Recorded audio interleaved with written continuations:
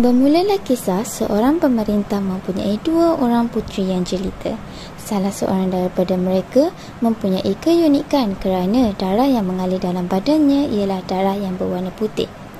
Khabar tentang puteri itu mula tersebar luas di setiap pelosok kerajaan sehinggalah ia terbawa dalam mimpi Raja Aceh.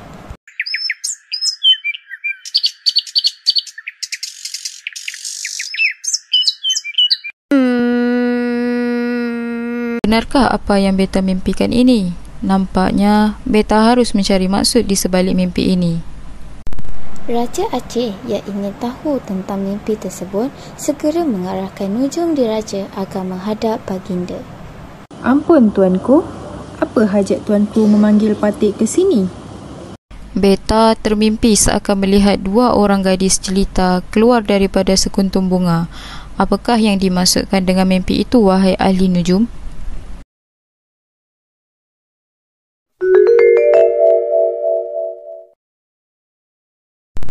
Setelah mendengar kisah daripada Raja Aceh, nujum terus menggunakan kelebihan yang dimiliki dengan mencari jawapan di sebalik penceritaan tersebut.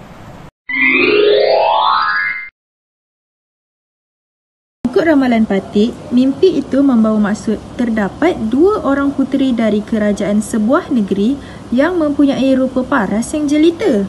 Berdasarkan pengetahuan Patik, kerajaan negeri Kedah mempunyai 2 orang puteri dan salah seorangnya mempunyai darah putih.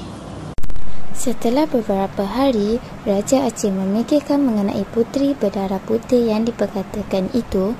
Beliau telah bertekad untuk menghantar rombongan meminang ke negeri Kedah. Berita mengenai rombongan ini telah diketahui oleh bendahara negeri Kedah.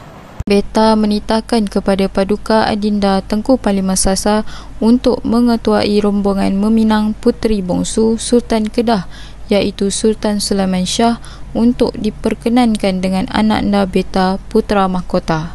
Baiklah kekandaku, Adinda akan melaksanakan arahan itu. Diingatkan, jika pinangan dari Adinda ditolak, akan Adinda mengarahkan peperangan ke atas Kedah. Setelah mendengar perkabaran daripada Sultan Iskandar Muda, bendahara bergegas ke negeri Kedah untuk menyampaikan berita tersebut. Ampun tuanku, Patik telah mendapat kabar bahawa ada satu rombongan meminang puteri bongsu tuanku dari Raja Aceh. Namun begitu, jika tuanku menolak pinangan tersebut, Tengku Panglima Sasa yang merupakan adinda kepada Raja Aceh tidak akan teragak-agak untuk menyerang negeri Kedah. Sultan Kedah tidak sanggup untuk menyerahkan puteri kesayangannya, tetapi beliau juga tidak mahu Kedah menjadi padang jarak padang terkukuh.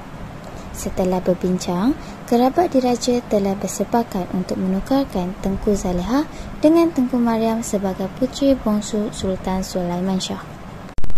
Sultan Sulaiman Shah menerima rombongan pinangan daripada Raja Aceh dan telah melangsungkan perkahwinan antara Puteri Mahkota dengan Tengku Mariam sebagai pengganti Tengku Zaleha.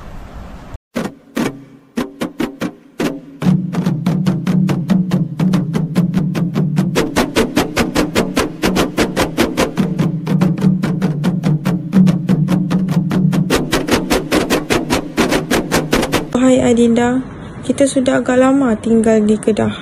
Jadi, marilah kita pulang ke Aceh dan menetap di sana. Baiklah kekanda. Perkahwinan mereka sangat bahagia selepas beberapa bulan bersama sehingga terjadinya satu kejadian di mana jari Tengku Mariam terluka ketika Tengku Mariam sedang mengacik pinang. Aduh, sakitnya. Setelah mereka mengetahui bahawa mereka telah ditipu, kerajaan Aceh telah mengisytiharkan perang terhadap kerajaan Kedah. Segerombolan kapal tentera Aceh tiba di pesisir pantai negeri Kedah untuk menyerang. Cis, berani Sultan Sulaiman Shah membohongi kita? Ini bukanlah puteri berdarah putih yang diperkatakan. Sediakan tentera beta untuk Kedah. Tidak mengapa Ayanda.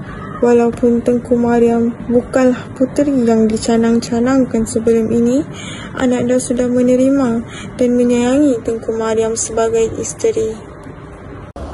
Aku tidak peduli. kita akan tetap menyerang Kedah akibat pembohongan mereka terhadap kita. Inilah balasan atas penipuan yang engkau telah lakukan terhadap kerajaan kami.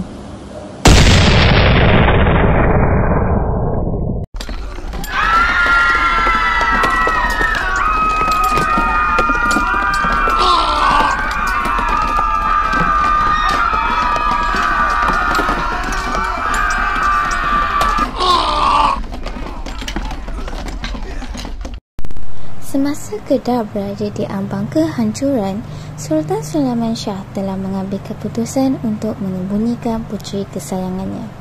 Wahai anak anda, bersembunyilah engkau di sini. Jangan sekali keluar walau apa terjadi.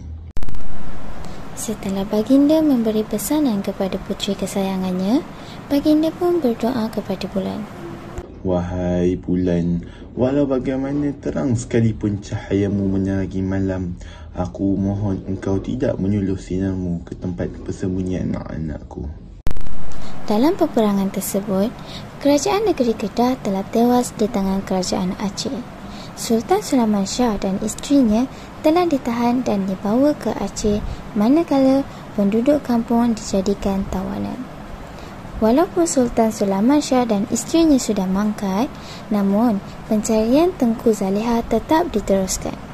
Akhirnya, Tengku Zaliha telah mangkat di dalam persembunyian tanpa diketahui oleh sesiapa pun.